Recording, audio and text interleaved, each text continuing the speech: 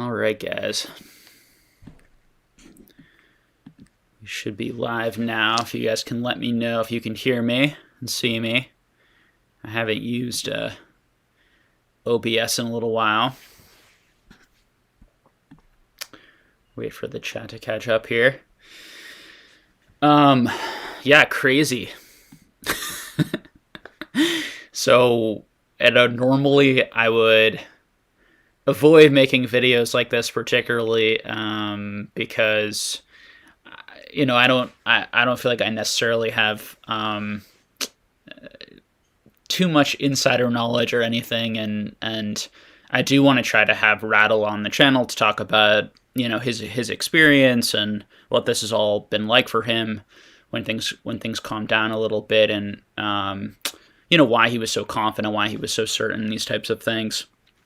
But this is massive news for the Pokemon hobby, and we were all in the Discord hanging out and talking about it, and I think it's certainly worthy of bringing on to a live stream. Probably go for about hour and a half right now, and I just want to hear people's thoughts, opinions. We can have a discussion, take some questions, take some thoughts. I can tell you guys, I guess I can start with telling you guys sort of my experience with all of this. So when I first heard about this case was when Mealy Pops and Jacob Card Kahuna I guess made that video where they had purchased the case and then they were selling it to Shine. I was not familiar with this case earlier. I don't remember it being on eBay. I'm not a big big booster box, very expensive booster box buyer, so it's not something that I would have necessarily been tracking or as aware of as some other people. When that video dropped, I was very irritated by it. I wrote a bunch of lengthy, one in particular, a couple lengthy posts on E4 and in YouTube comment sections and all sorts of things, with two big irritations, I would say. The first being was that it was my understanding that nothing like that could be authenticated, and the frustration or irritation with this notion that not only was BBC authenticating this, but they were putting their word behind it, and people were coming out and saying things like it's 100% guaranteed authentic, all these sorts of things. And even me, who I consider myself a layman of sorts when it comes to very expensive booster boxes, and certainly like authentication, was like, what? Like, where did this come from? All of the experts that I had talked to, everyone who I felt was very experienced with this type of thing, said that this wasn't a thing that was done for a reason. So it was very strange. That was my reaction, was kind of like, that's strange. My other huge irritation and frustration, and I was probably even more irritated and frustrated by this part, was the kind of sleazy salesman-y, this box is going to be worth $10 million in a year, the crazy math, the guarantee that it's going to be worth that much, all that type of stuff. And so, and then I forgot about this whole thing until, and this box, until, Logan Paul bought it and Rattle did all of his stuff, and so many people in the Pokemon community just contacting Rattle and trying to help him out, and, and then a lot of big YouTubers and social media people and a lot of just kind of very experienced people behind the scene commenting, sharing opinions. It's been a really interesting experience. I think that, very clearly from the beginning, whenever you hear someone guarantee anything as 100% or authenticate something 100%, that's someone that you should already, and this is stuff we've talked about on the channel all year, year and a half or so. That's a red flag. That's just an immediate red flag, because we're dealing with things that are not guaranteed. It's particularly a red flag when you don't hear reasons, and that both goes for price guarantees, like something's going to go up in value, but also authenticity guarantees. When you're not hearing concrete reasoning or logic for why you're 100% sure something is authentic, that's problematic. Now, of course, Rattle went into, just there should put up red flags and did for me, and pretty much everyone, I think, in the Pokemon community and on E4 way back when this started. Now, Rattle's digging into the research. Before Rattle did all of his stuff, I had no idea that there were multiple backstories on this case, which obviously is a huge red flag when you have the same seller giving you multiple backstories.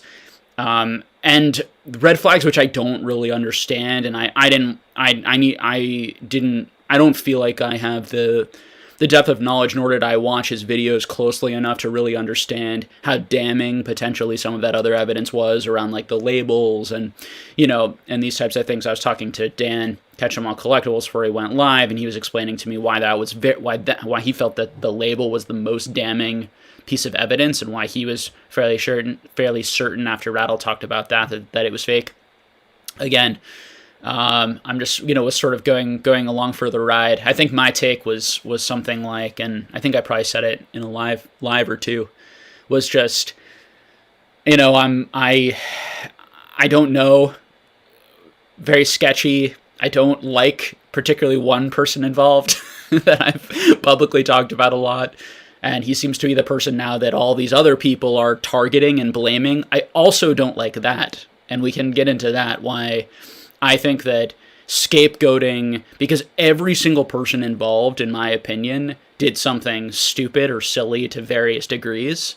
And the whole sort of like, this is the only person who did something wrong, is shows, in my opinion, these people's character. That's something, in order to save our business or save our reputation, we're going to put the blame on someone else rather than first acknowledging the mistakes we made or what we did wrong. Now, to be fair, in the coming weeks, that might happen. That might have just been Logan Paul's video, and you might see some of these guys coming out and saying, Pokeju, I shouldn't have said things like, I 100% authenticate this, or I definitely believe it's real, or 100% think it's real.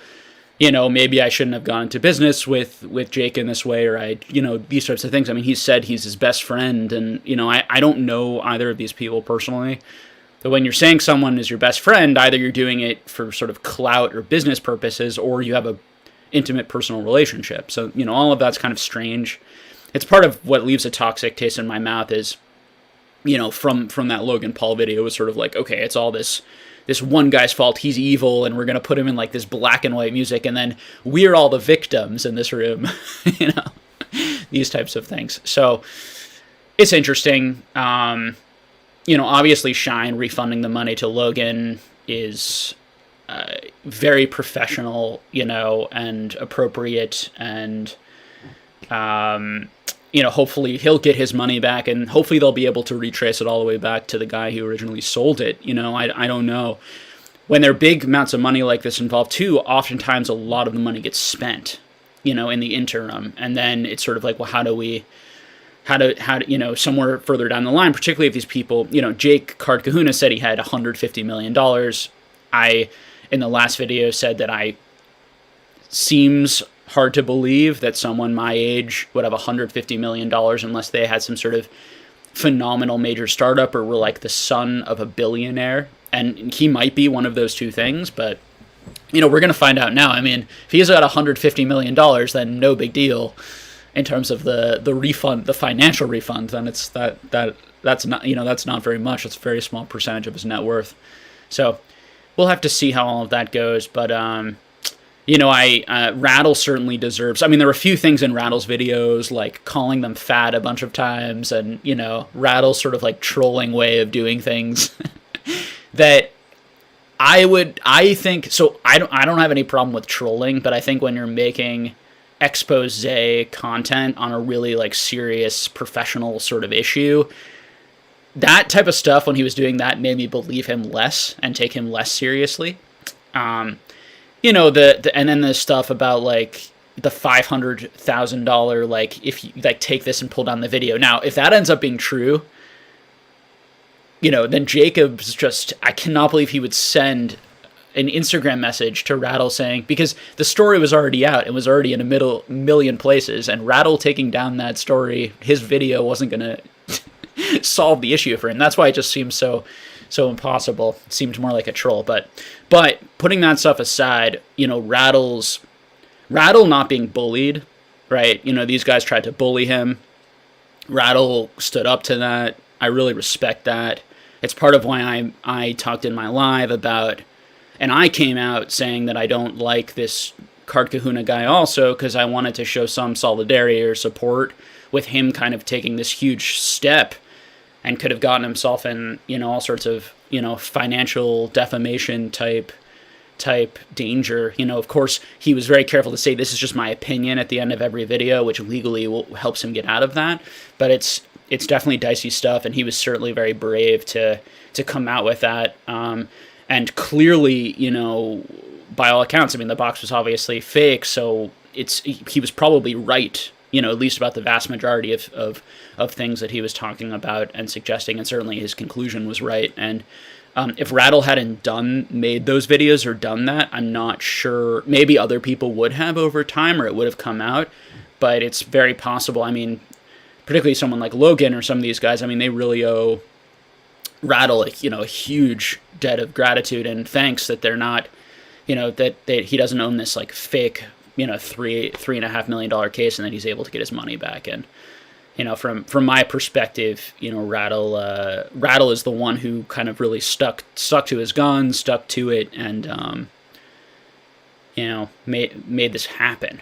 As far as what this does for the Pokemon community more broadly, the PSA angle, for those who don't know, BBCE, the guy at BBCE is the guy who does the PSA packs, and so I think I've heard rumblings that they may or may not be stopping that for now. I know BBCE came out with something saying that they're not going to be that their company is going to halt their process right now as they review kind of what went wrong here. Maybe there are some holes in their process. Again, this is part of the problem of if you don't tell the public, like why I think BBCE and why some of this stuff feels shady to me behind the scenes a little bit here, again, and this is just my opinion, is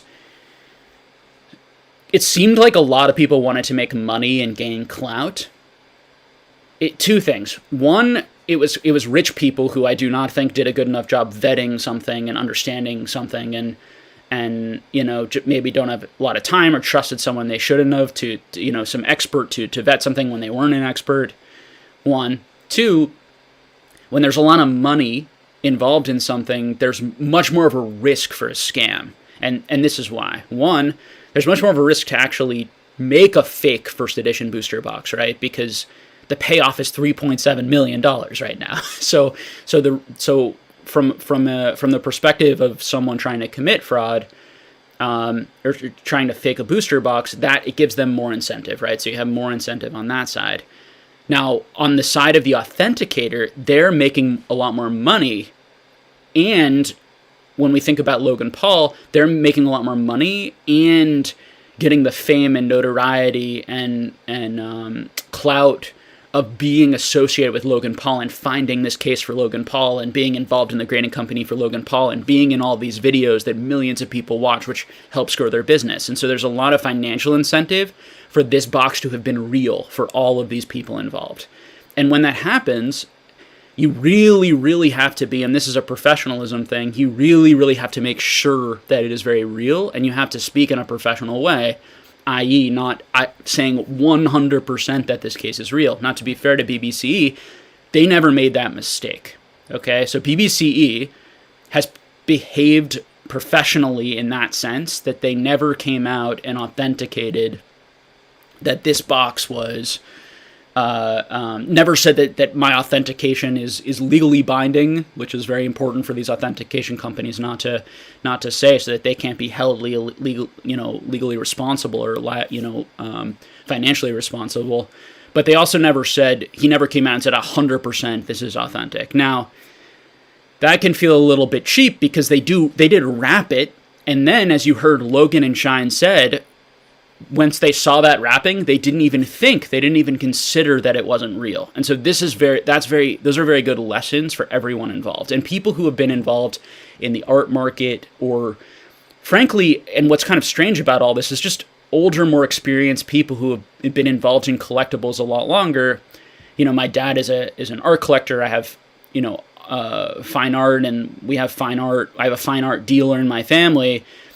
people who are involved in these types of businesses are a lot more are a lot more cynical and suspicious, and would never have fallen for this. I'll just be completely honest with you, because they would have wanted the backstories. They would have wanted to know where this case come from, because it seems too good to be true. And what seemed to happen in this case is probably, from someone looking the outside in, is that people's greed, wanting to chase clout. And I left a comment on Rattle's video a few weeks ago basically saying this, that, people seem to be chasing clout here and promising things that they can't promise for that money and for that clout. And honestly, it would be much better if these guys just came out and admitted that and acknowledged that. And I would certainly forgive them and want them to still be in the community and all these sorts of things. What I hope doesn't happen is that people pretend, right, that no mistakes were made, and that it was all just the Card Kahuna's fault, and he's like hunted down, and but we'll see. We'll see how all of this goes. Obviously, it takes a lot of bravery, in a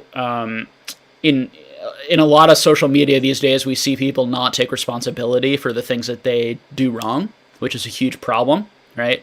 In the news and politics and all sorts of things, people make mistakes, because we all make mistakes, and then instead of taking accountability and responsibility and telling the truth, they lie about it, because they worry that if they take responsibility, then people are never going to forgive them, and they're always going to be viewed as that sort of scammer or that fool or that person who chased clout, instead of and then if they lie, they think, well, certain people won't believe me, but others will and defend me, and then it will all blow over and people will forget.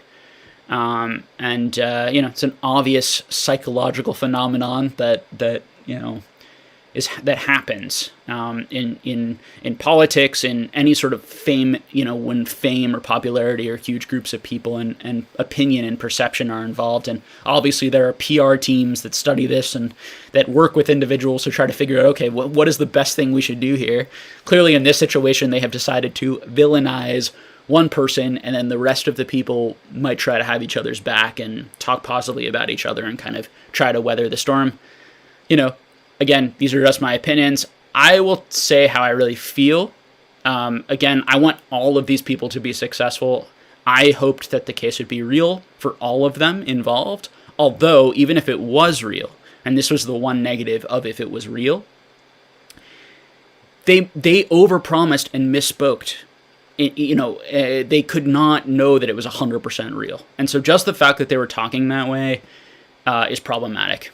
And so this is a good learning experience for everyone. So what I would plead with people, and I think most people on this channel, it won't be a problem, but just if you can push this message out into the Pokemon community, is be mature, right? So this is not about, forgiveness is important, maturity is important, being calm, being reasonable, holding people to account is fine, but in my opinion, you don't and I was talking about this in the Patreon and the Discord, but it's not good to have enemies, and it's not good to not forgive.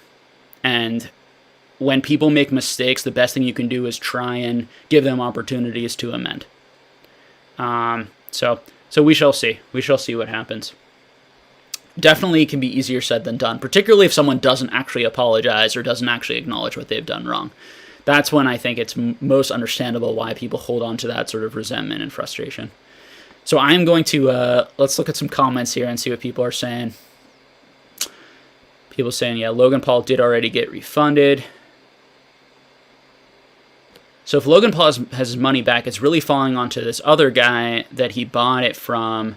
Good luck to him, because I don't see him coming out as clean. Yeah, we don't know. I think Shine made a post on Instagram, which I saw somewhere else that someone sent to me, just saying that he had paid Logan Paul back, and he's trying to be made whole also, but he's not sure he will be able to, and if not, then more to come, basically, continuing the story.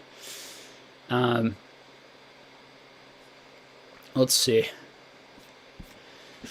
I'm going to jump to the bottom here. I know we have tons of comments here, but just to kind of get into it here. Investors, Logan should have been more careful about spending that kind of money on a sealed case. Yeah, I mean, this is a really good lesson about how much can we trust authentication companies? And this gets into this very, this has been a big question this year. I mean, we, in the video game community, and, questions and concerns around what's going on there.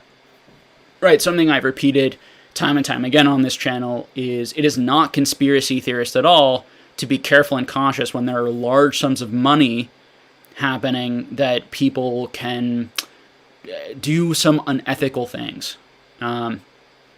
So it's, now that doesn't mean that you should jump to conclusions. I mean, part of why I never on my channel said that I think this box is fake, or I feel very confident this box is fake, is because I didn't have information where I feel like I could jump to conclusions. And, I was trying to give BBC the benefit of the doubt, saying that they might have a system and might really know what they're doing, even though they've only been in Pokemon a year, because they, and I collect 60s, 70s, 80s, 90s, like wax boxes, so I'm quite familiar with BBC for a while.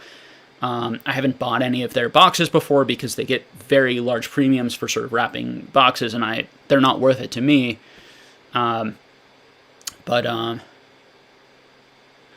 Pokeju is calling in favors for goodwill.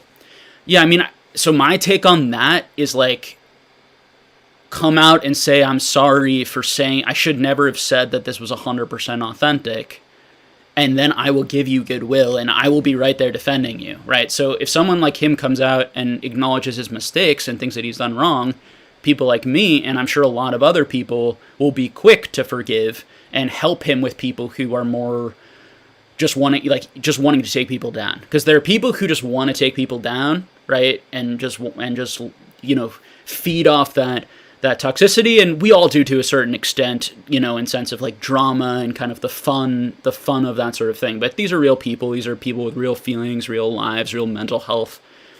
We don't want that, right? But when you gaslight a whole community, when you gaslight tens of thousands of people, and you say things like, I never said that, or I did nothing wrong, or, when you're on video saying things like that, and you clearly did, that's where it becomes a problem. It's like, well, if you're not going to apologize, then where are we here? And I'm never going to write him any negative message or anything, but you're going to have a certain amount of people who are just kind of more angry and more rude, and not as mature, send nasty messages.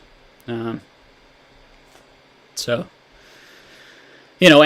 I said in the last video, like, the only thing I have seen publicly that the Pokeju has done wrong is come on stream and say things like, it's 100% authentic, and we're sure. Again, I haven't seen anything else.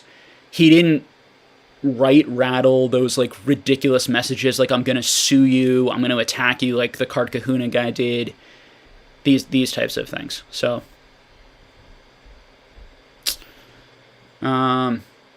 So that's my take on all of that. So I can get to some questions. Pokenomics, what are your thoughts on the G.I. Joe packs to the moon? I do own a little bit of the WotC G.I. Joe. Very, very little, because I liked collecting one of every sort of WotC sealed product. So yeah, to the moon, absolutely. I think make my one case very valuable. I think what we can speculate is sort of when was this box resealed, and because the product in the box is old, it becomes not like if the product in the box was all new, then we would know that it was resealed recently. But the fact that it was all old makes it more like, well, this could have been resealed or faked a long, long time ago, or parts of it could have been resealed and faked recently, And that's again where, BBC in that video said, I looked at the aging of the way that the tape looked with the cardboard. Again, no idea on my end. I actually do in the Patreon, I want to pay someone and bring someone hopefully in who can actually like explain this stuff, who's a real expert in authenticating, because I do think that that it would be good to get a real lesson from someone who actually knows. And maybe that is the BBC guy, I don't know. But, what you can and can't tell, I think that's part of what's frustrating for me is, like, I would like to know what were the odds this was real with that sort of stuff. And I'd love to know, and I would love them to come out with a video on how this was faked. And it would be a good learning experience for all of us to see how it's fake so that we maybe don't fall for these things in the future, or just, grow in knowledge. Now, of course, the negative of those things always is that when you explain your system for figuring out if something is fake, it teaches people who are bad actors how to fake and get around your systems. So it's kind of this like cat and mouse game with the authentication companies in any sort of collectible hobby. It's tricky. Black Rose says, I think when someone takes responsibility and apologizes for their mistakes online, it gives me much more respect for them. When they lie and try to make people forget about it, it sticks out of my mind. Me too. I think the reality is that isn't true for everyone, particularly for people who aren't as deep into things. They tend to be like, well, he says he's telling the truth, and this guy over here with many less followers is saying he isn't. I'm going to trust the guy with lots of followers and more clout. I think that, and the other thing that people use as a tactic is we have to be positive. You can't say anything negative, you can't say anything critical, or you're a hater. So anything at all, negative or critical, is hating, and that's, as we all know, a bunch of nonsense, right? If we can't criticize people or be critical of people's actions, people are going to do horrific, horrendous things. so there's obviously a middle ground, and yeah, it's finding that sort of middle ground of where he apologizes, and if he does, and if they apologize and other people apologize, and just speaking for myself personally, and they really take accountability, again, I'd be the first person, one of the first people to forgive that sort of thing and be super, on board with them. And just explaining, like, what was your thought process and why did you say it was 100% authentic? Like, just giving true answers instead of covering things up and worrying about your reputation and your clout. Like, and we'll see if we ever get that. We may or may not. If we don't, and we don't see that from someone like him, there are people who I think are more authentic in the public eye, and there are people who I think are less authentic in the public eye. I think it's normal for people to play somewhat of a part of a role to gain followers, somewhat of a performance, online, but there's a spectrum, and there are certain people or channels or influencers that, are for me a lot more inauthentic than others. And so, it is what it is. Jacob7671 says, is this positive in some way for the hobby, or is it only negative, or a bit of both? Yeah, I mean, I think it's both, right? And in that sense, I don't think it's positive or negative necessarily. I guess if I had to lean one way, I think it's positive in the sense that there's going to be a bunch of short-term immaturity and craziness and rudeness, right? And that's just in social media, that's in any hobby. Those people who are really angry, or having issues in their own life, the hurt people type people, first of all, I have empathy for those people, and I don't mean to be hating on those people, but just to kind of put it out there, those types of people are people feeling that sort of way, and we're all capable of having moments like that. I certainly have lashed out at other content creators and done things because I was feeling frustrated and hurt and resentful, and then later when I felt better or calmed down, I was more compassionate and empathetic. So, I mean, we all do stuff like that. But what I would say is that for me, it's overall a positive because it's an experience that is going to happen. And they're going to be fake things. They're going to be like, this is all a great learning process for a hobby that it's trying to establish itself. Now, what's unfortunate in some ways is that the mixture of sort of clout chasing and greed and sort of like big baller money flex type people, I don't think those are the best people to be the ambassadors of this hobby or any hobby. Unfortunately, it seems like they seem to be just the ambassadors of social media these days, across the board. I don't love that, but it is what it is. And I don't know if it'll ever change. we shall see over time. In that sense, I don't love it, but the message of like things are faked, big things are faked, and you have to be cautious and careful and learn. And if you're going to spend lots and lots of money on a collectible, particularly something like that, there's always some risk of it being faked, and there's even risk if you buy it from an authentication agency. Now, you want to understand why there's less risk in a certain item and more risk in another item. Okay? And that comes from experience and knowledge. So there might be more risk in in this type of card being faked, because it's a very expensive card, because it's a card that has a stamp, and stamps are easier to fake, because it's a card that, in Magic or something that, gets inked, or in sports, right? I mean, there's, the Honus Wagner PSA 8 or whatever being a fake, cut card, basically, that was graded. These things happen. Now, I do want to say we should not necessarily turn our backs, or, as now this hobby doesn't really rely much on BBC, but the sports hobby, it'll be interesting to see what they say. We should not turn our backs on BBC or say BBC needs to be pushed out and can't be a company anymore. Again, PSA has done things in the past, has made mistakes. This is the world that you are in. When you are in a world that depends on authenticating physical objects, and there's a lot of money, there's going to be bad actors out there faking stuff, and sometimes they're going to get through. And again, it goes back to my main point, which I want to express over and over again. If you hear people saying 100% guarantee something is authentic 100%, or it's going to go up in value 100%, and or you hear people saying like not giving reasons, or people who didn't do their research or don't even understand why something is authentic, like PokeJew, has never come on. Now, I know he did a live stream, and I didn't watch that whole live stream, so maybe he said, but when BBCE in that Logan Paul video looked at PokeJew and said, like, basically, we authenticated it together, right? You're taking on some of this, like, we both were duped. It wasn't just me. It's this weird moment of, like, is PokeJew an expert on authenticating booster boxes? Is this guy an expert on authenticating booster boxes? Is anyone? I know on TCA Gaming, on Rusty's live stream, I asked him, like, have you ever considered accepting money from PSA or someone else to authenticate booster boxes? And he said, I would never, ever do that, right? So, strange.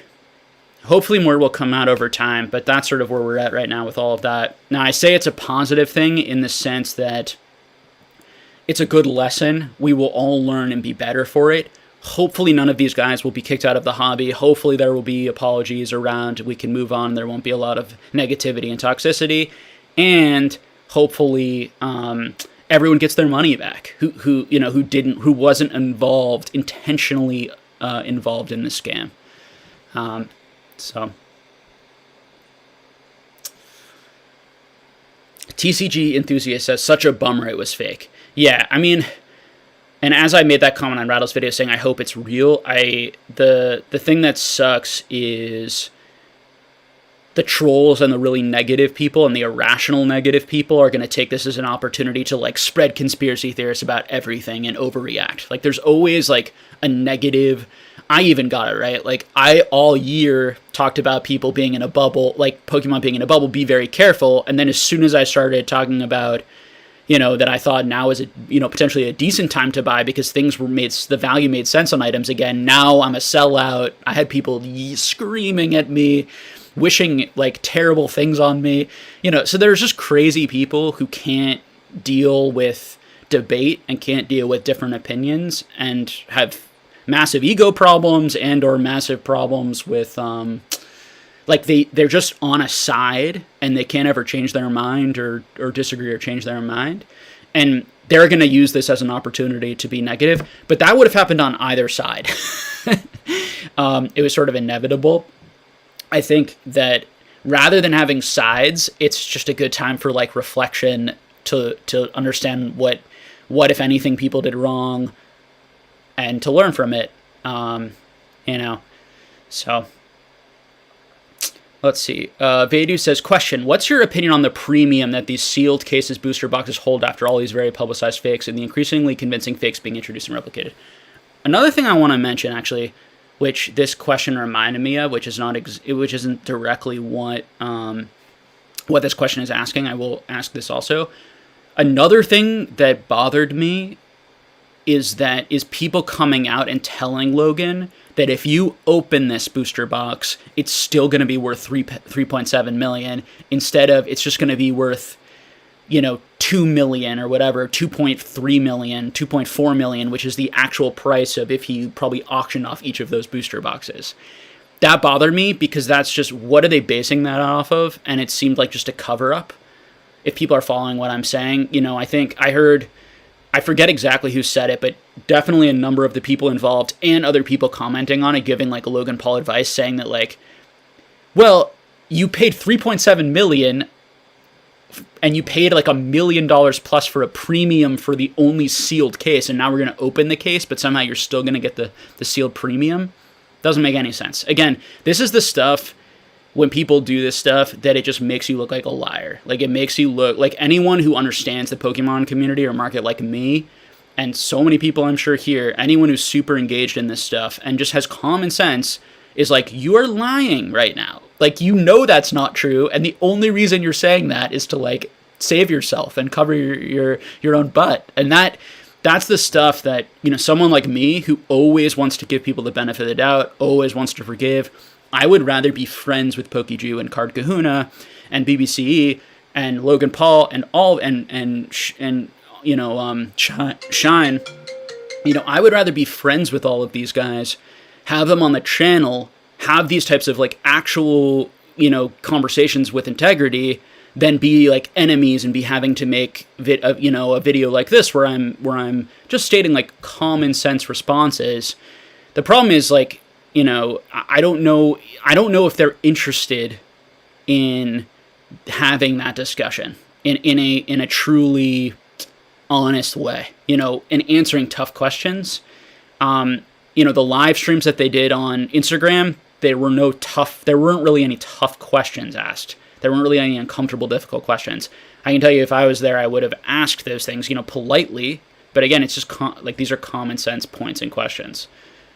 V2GMS says, what's your opinion on the premium that these sealed cases booster boxes hold after all these very publicized fakes and the increasingly convincing fakes being introduced and replicated? Yeah, this poses a problem in the sense that, yeah, unless you're a trusted buyer and you got that from someone else who was trusted and you have some sort of history on that box, particularly if that history can lead back to before these boxes were expensive, because that's one of the keys. These boxes are going to be faked much less when they're a lot less expensive, because there just isn't that incentive to do that. So if you can trace the history of a box back that far, or even better, if you can trace the history of the box to its original owner who's a WotC employee, of course, everyone's a WotC employee in these fake stories sometimes.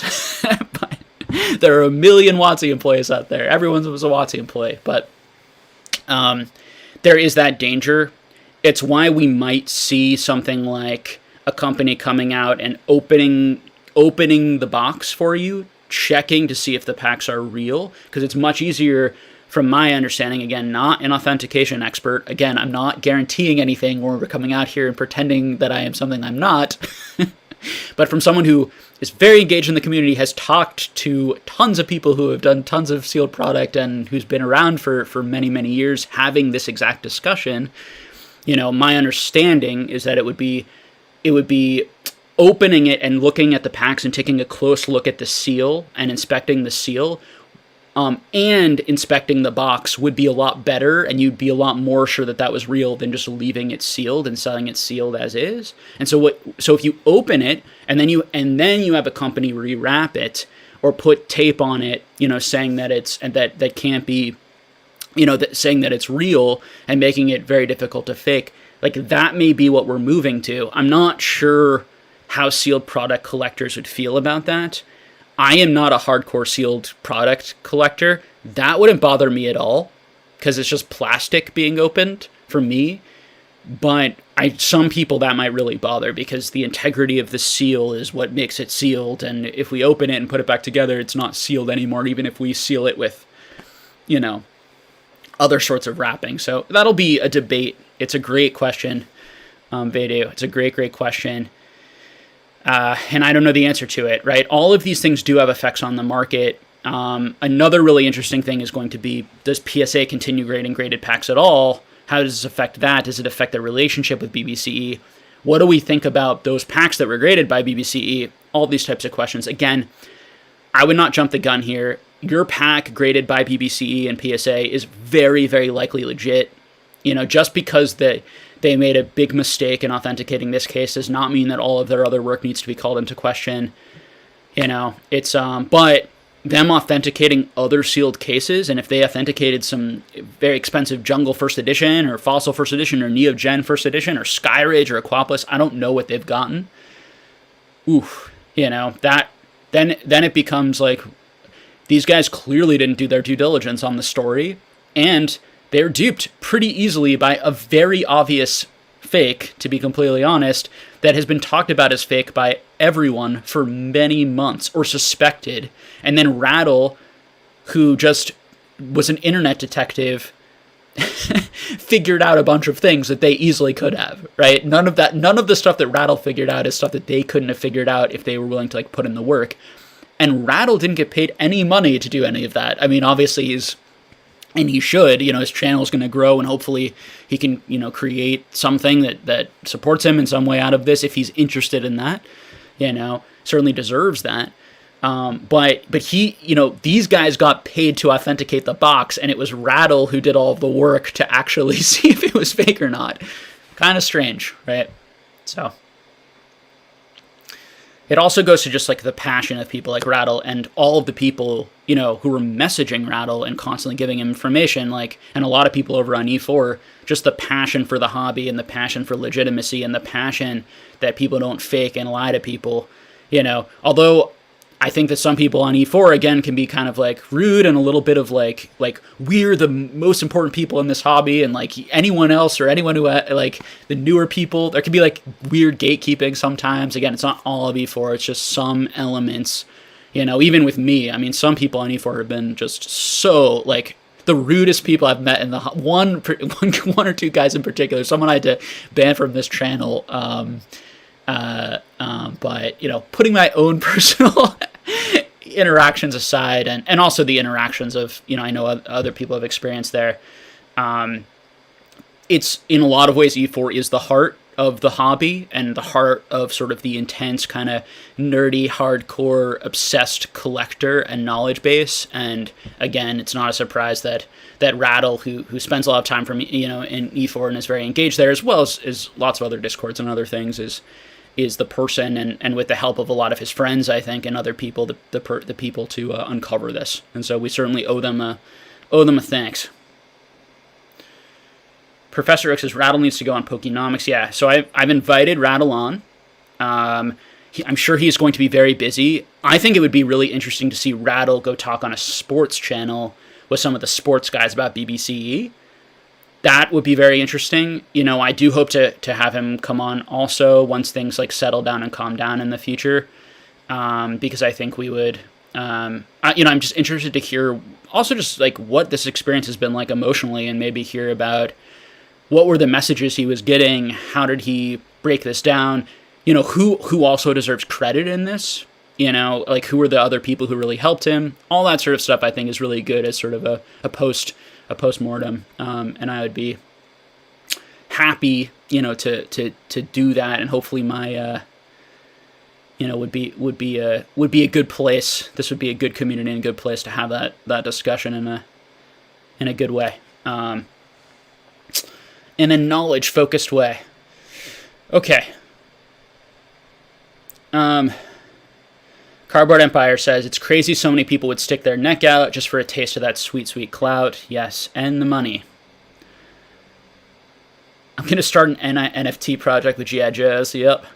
Northwood says, when I saw the live with King Pokemon, Pokiju, and Logan and Gary, said it's real because they did things differently back then. It didn't match his story, what he was saying, yeah.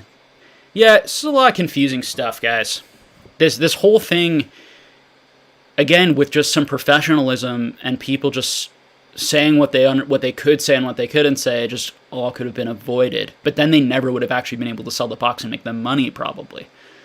And that's the other part that, and I know that they're all turning against sort of Card Kahuna right now, or, in that video, at least Logan Paul decided that they're all turning against her, his editor or whatever. I don't know, whose fault that is. I don't know if we'll ever know the actual details of like who said what, who pushed what, these types of things. All we have is like the content, which is like edited and put in a certain way to send a certain message. We'll have to see. in my opinion, definitely could shift or change on any one of these characters if I hear different information, as everyone can. Right now we only know what we know, but again, it's what we know is only what they've been willing to share with us. So they've crafted a message and we're responding to that message so far. Hot Pocket said they never actually showed the box being sliced and opened. It was sliced and the camera panned up to Logan and then back down to the case. It could have been swapped. You think it was real and they swapped fake ones in? I don't think so. Now, what I do think would have happened is if it was fake, if it was real, I would have believed it was real. But I thought that what might happen is that you'd have a ton of people then being like speculating, oh, that's why they brought all of like the real boxes down there so that they'd fill the case up. So guys, like, we can put that stuff to rest, right? These guys did not do that. That stuff is a bit much. When we get into that level of conspiracy theory without evidence, it becomes no longer helpful. And there's plenty of stuff that's common sense that is problematic about this, that we should stick with that, I think, before, getting off those messages. The Hyper says, it definitely puts their name into question. BBC is referring to the fact that he says, we were all duped, and then says, agreed. Yeah, it was not confident. If my number one worldwide expert said, yes, I was confident that it was real, and I got duped, and then looked over at someone else who, again, I don't know where PokeJew's authentication expertise comes from. I do not think owning a first edition booster box or even handling a lot of sealed product, which I know he's done over the years, or selling, necessarily makes you an authentication expert, right? To be an authentication expert, you have to understand and be engaged in the fakes and understand how people fake things and the things to look out for. Now, he may know that. I've never seen him demonstrate that. So for the guy who's supposed to be the expert to look over to the other guy who I'm not confident is an expert on authentication,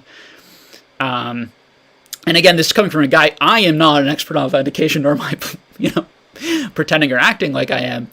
But for a guy to do that, a little concerning, a little concerning and strange, to not just sort of like take responsibility. I was the expert. I put my name on it.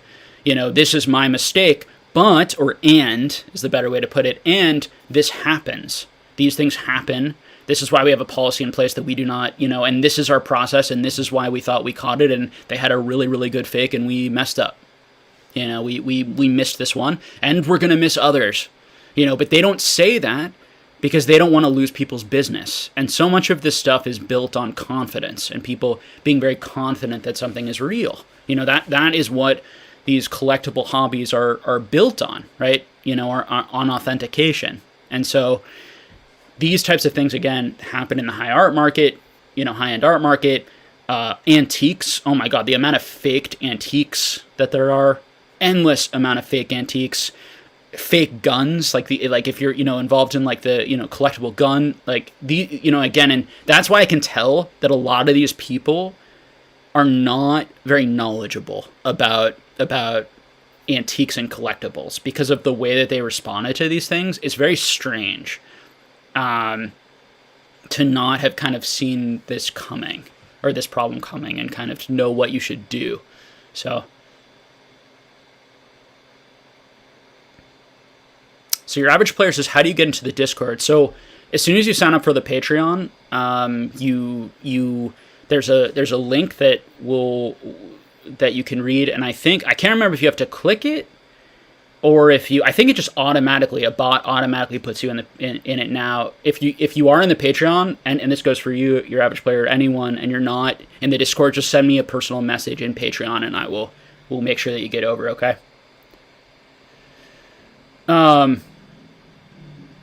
ABA says, I know he said he wouldn't, but I think Rattle should start his own authentication company for high-end items. I do not think he is going to, again, like, this may not have been rocket science for an authentication expert, which is part of why it's strange, because Rattle, I don't think, is some sort of genius authenticator. He's just sort of a smart, passionate, experienced Pokemon collector who put in the work to find out the story and what happened here. You know, again, when Rattle comes on, I'll ask him, you know, do you consider yourself an expert on this sort of stuff, or how do you know, what's your experience in authenticating stuff? And he can answer for himself. But Chiefkin says Rattle is a true investigative reporter. Dude is for the people. Yeah, and it was nice that they gave, you know, that they gave him mention in the video and credit, you know, and hopefully they'll do more and also hopefully thank him personally, you know. I'm sure Logan will reach out and thank him and all these sorts of things. So let's see. I'm going to scroll to the bottom here and grab some things at the bottom. Chiefkin says, Carey is loyal to a fault, but he's no way involved or should catch any blame. He literally did nothing and had no reason to assume it was fake. Yeah, I mean, I think it's a little strange that Gary came out with, like, an opinion that it was real. It was kind of strange, because I heard him give an opinion that it was real, sort of, or he thought it was probably real, and then I heard, after talking with Rattle, he sort of, like, shifted his opinion. Gary is not, like, an expert on authentication or trying to be an expert or trying to be particularly engaged in that sort of way. I think he's just sort of friends, right, with all these people and, you know, just kind of there more casually to kind of hang out and talk about it. But again, I don't want to put words in Gary's mouth, but that's sort of my take on it. I think the problem is if people think that, like, Gary saying he thinks it's probably real or he thinks it's probably fake puts more weight on those words than should be put. Like, that doesn't mean that it is or isn't. And to my knowledge, Gary's definitely not involved in any sort of, like, financial benefit or any way in this case. He was just sort of in those videos to talk about it. That's my public understanding. Let's see. Shimmy says, I hate to say it, but Gary should take some blame here too. For him to go on PokeJuice stream to back him and say there's nothing he could have done different and everyone else wouldn't have done the same. Yeah, so I think that this is where we get into this, like, where I disagree with some people in the hobby or some things. I would have loved to have been on that stream and asked him tough questions, you know, or why do you think it's so real? Why do you feel it's so confident? And actually get some real details. You know, Gary coming on the stream and saying he's a really good guy and we should trust him and he's doing nothing wrong. I've known him for a while. I've dealt with him for a while. I don't know what his relationship with PokeJu is. And maybe they are really good friends or he's known people for a long time. But, like, for me to vouch for another person, like, I have influencer friends, I would say, who we are very friendly and we've been very good to each other, but I'm not going to vouch for their character. You know, and I've said this about people who've come on the channel before. If I am not, like, your childhood friend, or if I don't know you personally for many, many years, I'm not going to sit on camera and vouch for the person's character. It's also not very helpful. What's more helpful is asking tough questions and getting people information so that they can make the decision about what they think for themselves. And so asking tough questions is not hating. And I think that is the key point. I do think that Rattle did some hating in his videos. I think Rattle calling them fat a bunch of times, or like heavy boys or round boys, and the trolling that he did, like, that is hating on people and trolling them. Now, it sounded like he was angry or frustrated or irritated with them, and it is funny. I mean, trolling can often be funny, but it doesn't mean that it's not like when you start doing that stuff, then you got to expect some of those hits to come back and that sort of stuff to go back and forth. Again, Jake threatened him with, like, lawsuits and to go after him. And so if he was, like, understandably, like, really irritated and annoyed and just decided, I'm going to, like, be a dick to this guy basically and make fun of him, and, you know, it's whatever. Yeah. So Gary definitely doesn't deserve any blame. Now, Gary is in no way to blame for this situation or cause the situation in any way, in my opinion. I think the way I would frame it is Gary had an opportunity to ask more hard-hitting questions and or bring Rattle and PokeJu on to have the discussions. Now, I also question, why did those discussions even happen? If they were going to open the case and we were going to see the case anyway, why do they come online and they don't really give us any really nitty-gritty details or any details that combat or offset, you know? And I love drama as much as the next person. I'm glad they did it in the sense that I got to watch it. It was some added content. Me and a bunch of guys in the Discord got to watch it, and it was funny, and we'd say a lot of memey things and whatever, and it's loads of fun. So I'm all for that sort of like, content, but at the same time, it's like it wasn't aimed at providing at moving the story forward in any way. It more seemed like it was just sort of, making content, getting views, sort of related to it, and I guess a little bit of maybe like a goodwill tour. Let's see if we can get this guy as much goodwill as possible. Again, how Pokeju can get goodwill from me is saying I should never have said it was 100% authentic. I was wrong. And to come out and say, and if he came on this channel and I asked him those questions and I asked him why he was so certain, why he authenticated it, if I asked him, what's your relationship with Card Kahuna? When did you come involved in the case? And he was honest about all of those things, then he'd gain a huge amount of respect for me and I would trust him. Him just coming online saying I'm a good guy, it's like, I don't know him.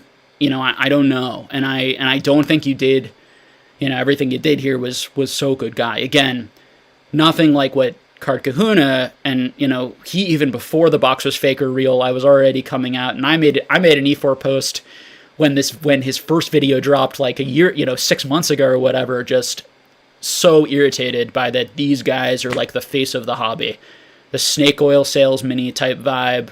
Someone who I've never met before, I've never seen in the hobby, I've never seen engaged in a channel like this, in these sort of like small niche hardcore lovers of the hobby channel, going out there, calling himself a Pokemon expert, going on Sasha T's channel, selling him a Charizard, saying that, the hobby, that this will be $1 million, and then going on like sports conversations and other things and saying like the Pokemon hobby's dying, ha ha ha, but I sold these people expensive things. Like, again, these are things I've heard, but it's like this stuff, and then the things I've actually seen, and then his messages to Rattle, it's like when you put all that together, it's like, and then the Pokeju came out and said, he's a hothead, he's a great guy, he's my best friend, I love the guy, something like that, but he's a hothead and he loses his temper sometime. Again, it's this sort of cover-uppy vibe, rather than just like speaking the truth, like he shouldn't have done that.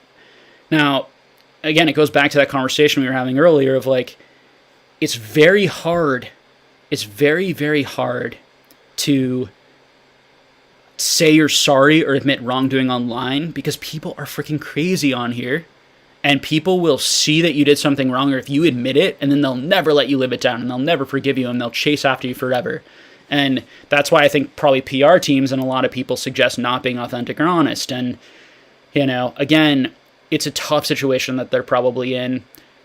Pokeju could be truthfully guys, Pokeju could be just a wonderful guy, great dude, helped a ton of people in the Pokemon hobby, been lovely, and he's getting advice that he cannot come out and apologize or tell the truth of the situation because there are too many different people involved, and that he like just can't say any more about it because it's bad PR. And if he did come out and said all these things, like which he might want to personally, I would forgive him and some people would forgive him, but overall he'd get even more hate than if he just tries to move on. So, that's the type of stuff. I think why Pokeju's an interesting character here is because he seems like a good guy. Like he never was super rude, and he never was like really disrespectful verbally to anyone. And I never heard him snake salesman any people. So it's this sort of thing of like, I want to come to his defense. I would love to, but you have to call a spade, right? At this point in terms of what he's said. So, let's see. So I'm going to go for another like 20-25 minutes, and then I have to get back to my day job, folks. But yeah, this is one of those things that it's fascinating. It's a learning experience for all of us, and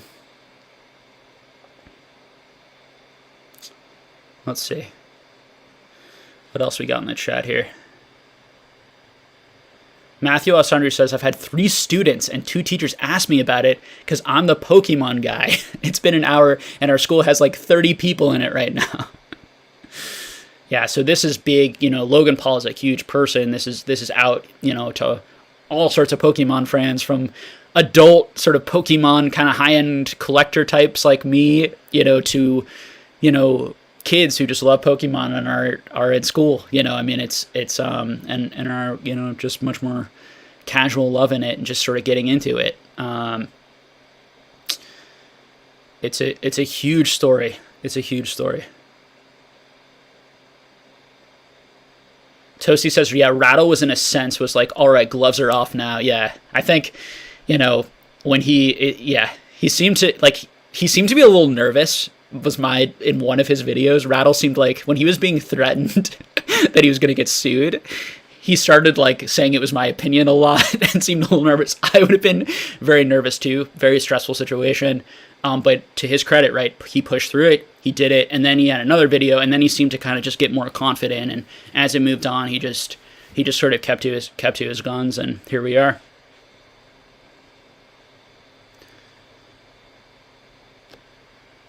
Matthew Elsander says, "Is this in any press? Is this a good situation for Pokemon in any press? There's a whole bunch of people who have just been made aware that there are things in the Pokemon hobby worth 3.5 million.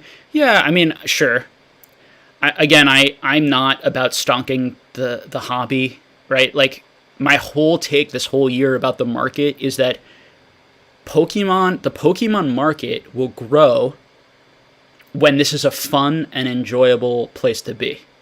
And when it's a fun community of people who share accurate information, don't scam each other, treat each other well, are not just trying to get rich, where the wealth is shared and not just hoarded at the top, like these types of things, where people are not gatekeeping, so people who just collect graded cards are not like angry, not putting down, binder people, and the binder people are not putting down graded card people, within the collector community, and then the collectors are not putting down the players are not putting down collectors. It's like where it's fun and enjoyable, and people just like love that other people are into it, that's what helps grow it, and then the Pokemon franchise just continuing to make high quality content, video games, merchandise, cards. It will grow because it's enjoyable to be here. We do not need, in the long run, big influencers or huge hype people.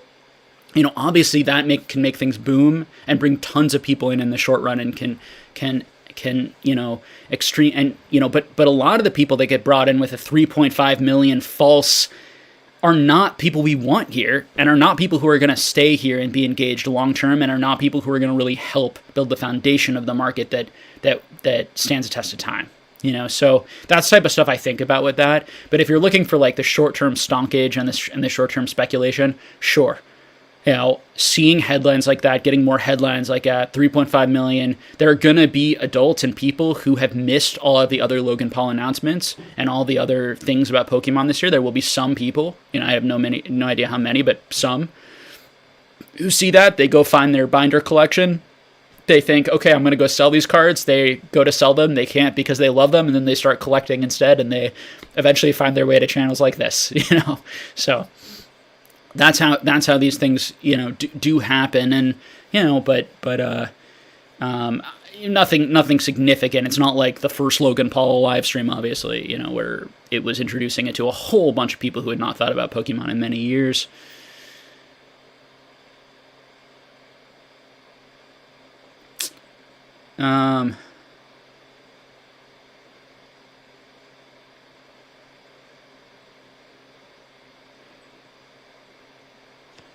Northwood saying, it seemed like Pokiju was pulling people close to Logan to help keep him from opening the box.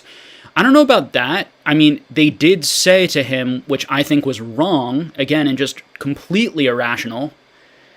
They did say to him that if you opened the box, it wouldn't lose any value, and it would still somehow get the premium of the sealed case. Again, don't understand how that logic, where that logic comes from.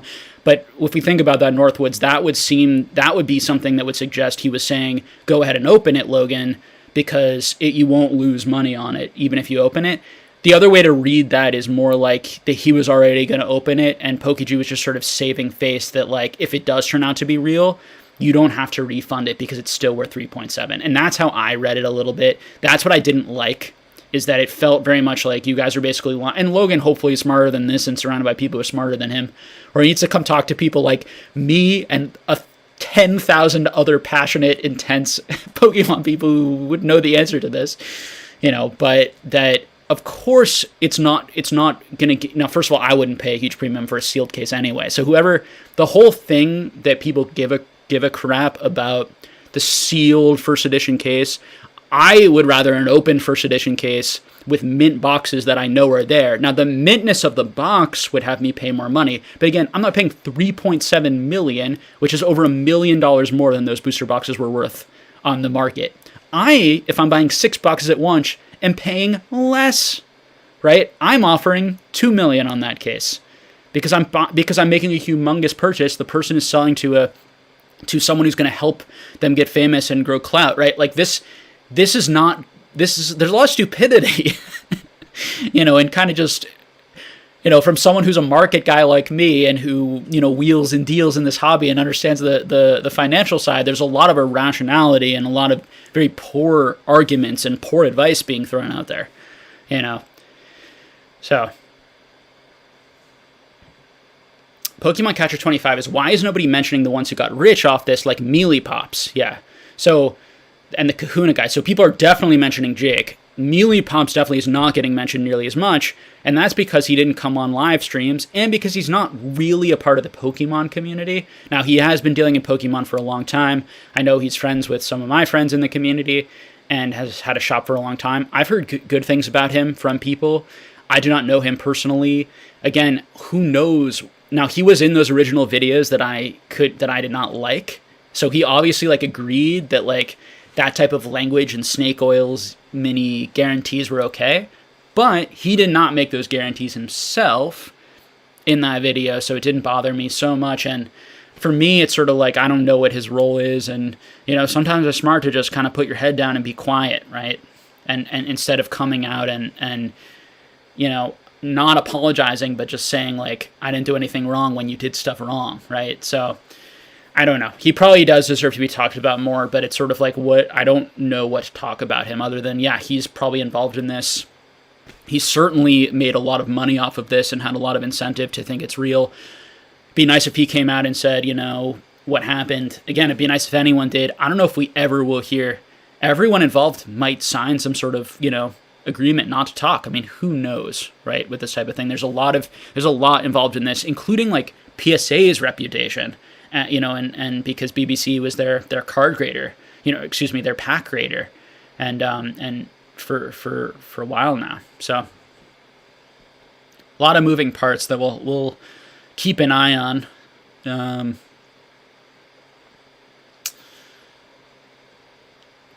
Jake Generation says, I'm starting to think a ton of these rich Pokemon people all got together to scam Logan Paul, knowing he would drop an insane amount of money on the box.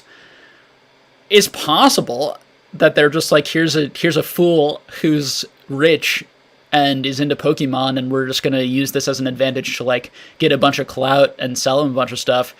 I don't know. I don't feel like I understand Logan Paul. I certainly have no relationship with Logan Paul. I've never spoken to the guy. I don't know what he'd be like personally behind closed scenes versus what his persona is on camera. I don't feel like I have any sort of vibe on what he's like, what makes him tick, all those types of things. So I have no idea on something like that.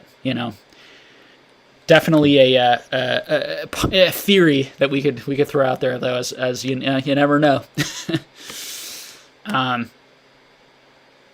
Catch 'em All Collectible says they quite likely could have believed the case to be real, blinded by money, not looking at the small details. Yeah, that seems very, very likely the most likely thing. And to me, it sort of seemed like everyone wanted to make the money and everyone wanted to call the other person the expert. BBC wanted PokeJew to be you think this is real too, right? This is great. I'm sure it's real. PokeJew thinking BBC, he was going to take it. Jake Card Kahuna being kind of the salesman of the group who made himself sound like a Pokemon expert, and then went in an interview later saying, I'm not a Pokemon expert. I never claimed to be, these types of things. which is, again, he did say that he was, I think he said he's one of the foremost experts or something in the world or something like that. Again, I might be paraphrasing him wrong, but in some video I saw he was sitting in the front seat of a car. I think he might have been talking to Mealy Pops, and they were like, yeah, this guy's like the foremost expert. It's ridiculous nonsense, Yeah.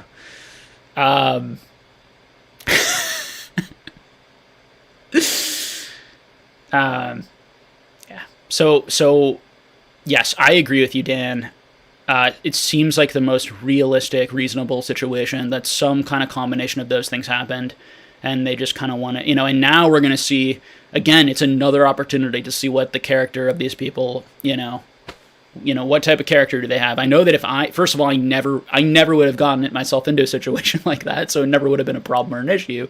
But if I had gotten myself into a situation like that, I would have just come out and apologized and said, listen, and I've been very honest on this channel. Like I get, I get competitive, I get greedy, I battle with these things, right? I try to be, it's important for me to not do that stuff, both for my own mental health, and it's just sort of my belief that it's just like it's not a good way to go through the world for yourself and for others, and it's better to have like real meaningful friendships and spread wealth around and, create, business relationships and personal friendships and all these sorts of things that are genuinely beneficial for everyone and not just based on, kind of inauthentic, factors. But yeah, that is likely what happened. I agree with you.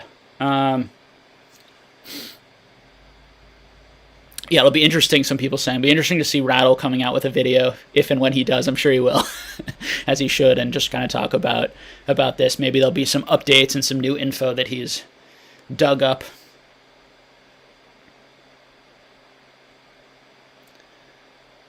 Ospem said, I can't wait for the video of the BBCE guy's face when they talk about the motorcycle and bricks of cash he got in order to wrap the fake box.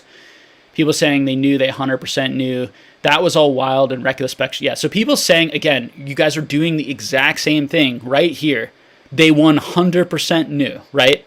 You're making the same mistake that these guys made. And this is part of why I didn't come, and to be honest, I think Rattle, now again, I talked to Dan today about the labels, and Dan was very convinced by the labels too. But again, it's the same thing, like people guaranteeing things. And it's a big pet peeve of mine when people say things that they don't know and they guarantee it, particularly when they're doing it for clout, for attention, to gain followers, whatever it is. It's very understandable why people do it. But, and now here in the chat, like when we say they 100% knew it was all collusion against Logan, it's like, what? Now it might be, I guess, but it's the same sort of stuff, right? So we don't want to make the same mistakes that other people make, right? So learn from other people's mistakes, say what you know, okay, and don't know. And then you can also speculate a little bit, but be very clear that you're speculating, so say things like, this is my speculative opinion based on these facts. It's not something that I know for sure. It's not, and something I try to do on the channel a lot, right, is I try to share like how confident I am in my opinion. Like, this is an opinion I'm pretty confident on versus this is an opinion I have really no evidence for, is more of a feeling and should be mostly ignored, right? Big difference. Let's see, we got a super chat here. Seneca, $5. Wait for the WotC employees to retire that may have base set stocks no one even knows about yet. Yeah, sure. I mean, there's, and this is something that Dan and I talk a lot about, right? A lot of these experts, and or enthusiasts or people like Logan Paul and other people, and I saw like XQC and Ludwig and all these people, maybe not Ludwig, I saw XQC do it and some other huge channels speculate on how many first edition booster boxes were left in the world, saying that there were like 5 left or 9 left or 15 left, and just spreading that false information out to tens of thousands of people, right? So there are a lot of these things left. Please go to people who are engaged. And again, people and that's it. Yeah, again, it can be kind of unfair because it's sort of like, well, people who are speculating, they're just sort of like sharing their opinion off the cuff, and they don't really think that people should believe them or listen to them. But it's still dangerous. It's because that stuff really gets into people's minds. And I can't tell you the amount of people who have come across this channel over the last year and a half who came in with an opinion from some big influencer or from something that was just so, like, that was really, really wrong. They made a purchase off of that, and then they had buyer's remorse when they realized that that wasn't the case. Okay? So that's why this stuff's important. Carson Collectible said, did I miss something? Yes, it was confirmed fake. Logan Paul came out with a video on it.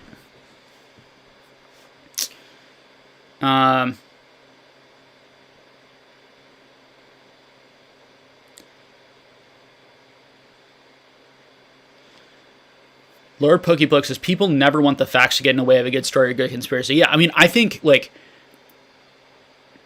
being funny and talking about, like, funny conspiracies when you're trying to be, like, funny, like, in the Discord, right, like, we will hang out and, like, say all sorts of nonsense that we don't actually, like, mean necessarily, but it's kind of understood that that's what we're doing, you know? When you spread, like, fake conspiracies, and as Dan said here, too, like, you know, Rattle, the stuff about the motorcycle, you know, like, this is also, like, again, when you start tying, when you're not very clear about what is fact and what is opinion and what is definite fact and what is, like, definite fact. Now we're getting into, like, true facts versus fake facts and all this nonsense from the political realm over the last couple of years that people have been arguing and yelling at each other for. Ugh, I hate both sides of all that nonsense. But, you know, facts from things that we feel very confident about but aren't sure about. And when we feel very confident about things but aren't sure about them, we have good facts and reasons, and we take those facts and reasons, and then we reach conclusions. But all conclusions, generally speaking, are based on assumptions, unless it's, like, you know, a mathematical proof type situation. Most conspiracies are actually true, like flat earth and stuff, you know. True. Very true.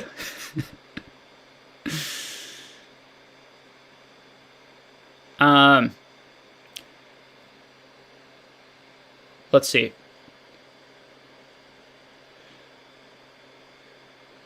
So some people saying, let's see here.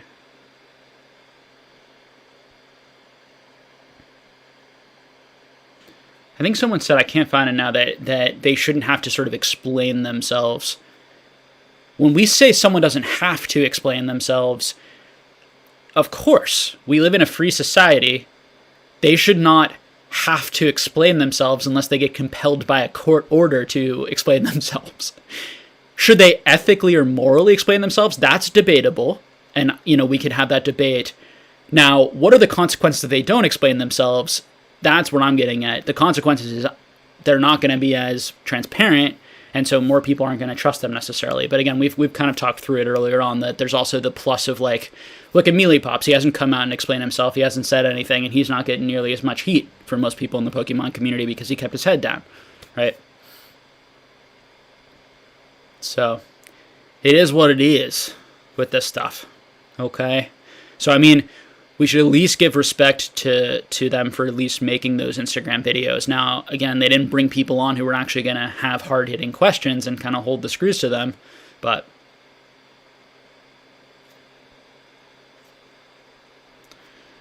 Blue Eyes Persian says, it's all just noise, Jake. Ever since Pokemon card collecting has gone mainstream, the hobby has been filled with people hyping everything. Everyone seems to be an expert like Guru. Yeah. Yeah, it's,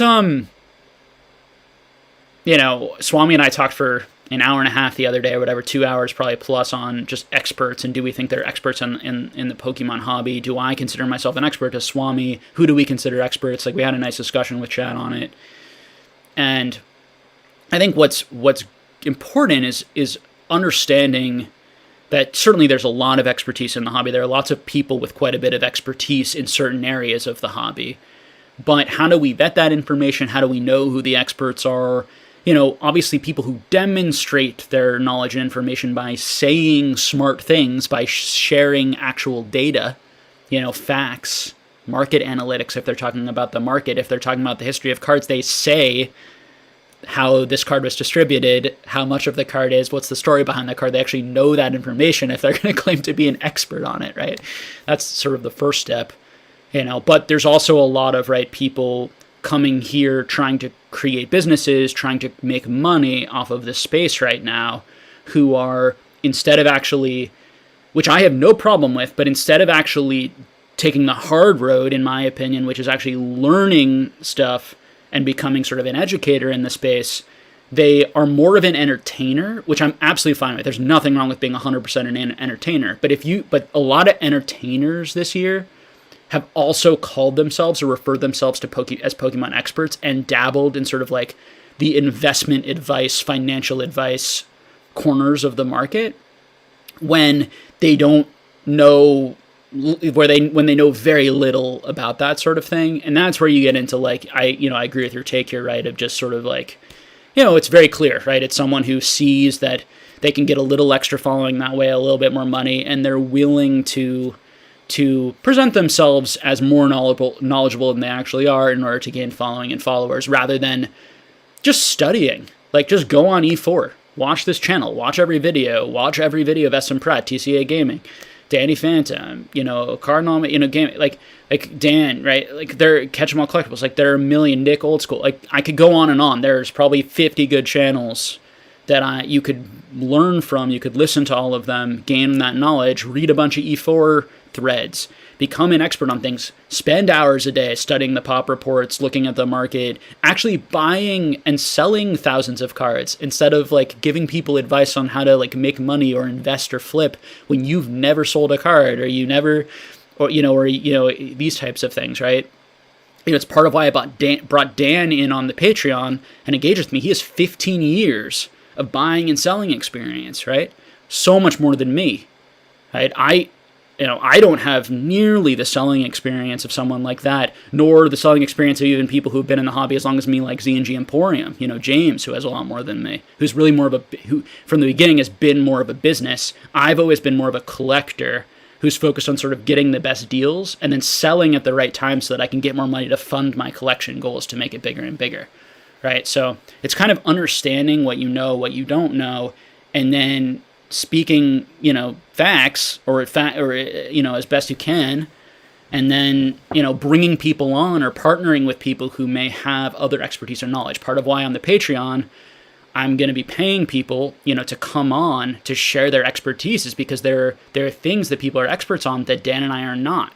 And so we want to provide sort of, fill in the gaps for them, we could say. All right, so I have to run. I appreciate everyone hanging out, everyone supporting me, the channel, Patreon, the Discord, liking the video, subscribing, all that good stuff. Really appreciate you all. It was not expecting to go live today. Glad I could fit it in before I now have to go back to work. But yeah, my overall take at the end of the day is like, everything's going to be fine. Pokemon hobby is really fun. It's really enjoyable. There's so many great channels, so many great people. I offered, just to give you a little bit of information, I offered, contacted people to see if they'd be interested in being on the Patreon, right? And, I offered them money to come on, and all of the people I asked said that they would do it for free immediately. Now, I'm going to pay them because I'm making money from the Patreon, and that's just an ethical thing to do, that they should share in that because they're going to be doing part of my work for me, which is running that hour of the Patreon that I'd be getting paid for. But I share that publicly just to show how generous not only people are with their time but generous with their information, generous with their expertise. It's amazing. We are in some ways spoiled, but in other ways it's what we should expect and what we should continue to do. And that way we can sort of share the wealth, share the fun, and build the hobby in the right way. We're not going to stonk this hobby anymore. We're gonna build it so that's fun. Okay, guys. Poking Fun, a final little thing here, little super chat. What will Logan Paul video have on the G.I. Joe booster box market? Should I buy a BBC wrapped case right now? We shall see. It could become a meme, right? Oh my god. All right, guys. Till next time.